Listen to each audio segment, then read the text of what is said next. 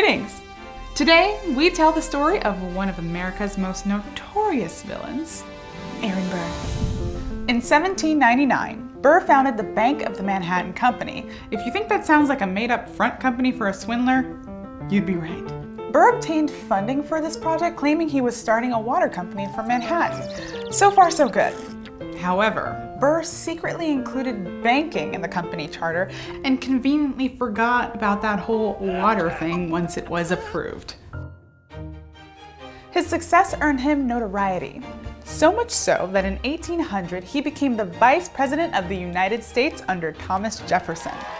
But the Manhattan Company also earned Burr the ire of other politicians and gave him a bad reputation. Even President Jefferson would come to drop Burr from his ballot for re-election in 1804.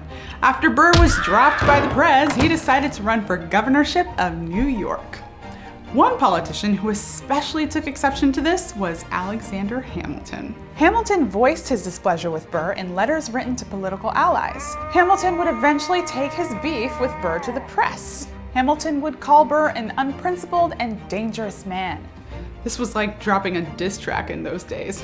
Hamilton's sick burn worked, and Burr wasn't too happy with the little lion, as Hamilton was called. I like Aham as a nickname, but whatever.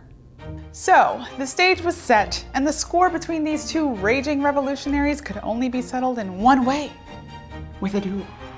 Yeah, I know you all get worked up over meme wars nowadays, but our founding fathers took loaded pistols into the woods with the potential for bloodshed.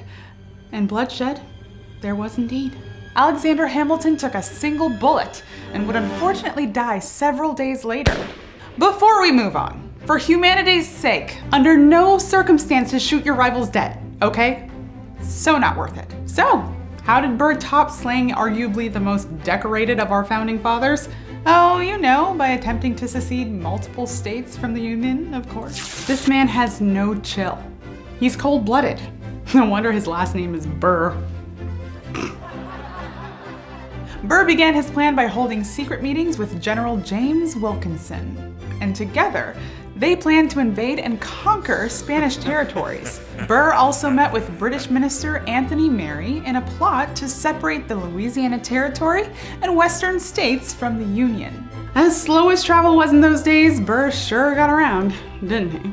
Burr was assembling an army, all while envisioning himself as the leader of this new country, the United States of Burr-America. It doesn't have the same ring to it, does it? Side note, dividing your country for your own personal gain is not recommended. Cue music! This was Burr's big moment. It was time for him to unleash his master plan. Our country was going to be in his hands. Or maybe not. Remember Burr's conspirator, James Wilkinson? He wound up living up to his lousy reputation and ratted out Burr everywhere, from New Orleans to Washington, D.C. I know that nobody likes a tattletale, but way to save the day, General Snitch. Burr was arrested, and after a brief escape where he fled from the authorities in disguise, was finally in custody.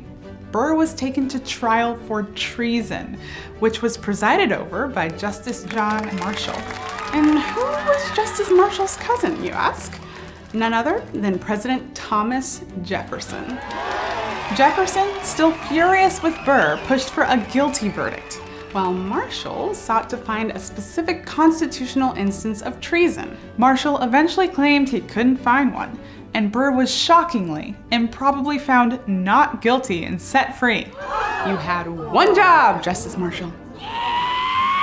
But even though Burr was set free, his once promising political career had collapsed. After dodging creditors and going into exile, Burr attempted a political comeback to no avail. Guess selfish murderers aren't too popular, huh? He eventually faded into obscurity and passed away in 1836, remembered only for his nefarious actions. Look, I'm not saying don't have ambition. By all means, you all have it, and it will lead to your success for years to come. Just remember that personal ambitions dictate not only your outcome, but the outcome of others as well. Burr started nobly, but eventually became uglier than a powdered wig. That's why his legacy is that of a tyrant, and why Hamilton's is celebrated with a smash hit musical. By the way, If any of you have connections for Hamilton tickets,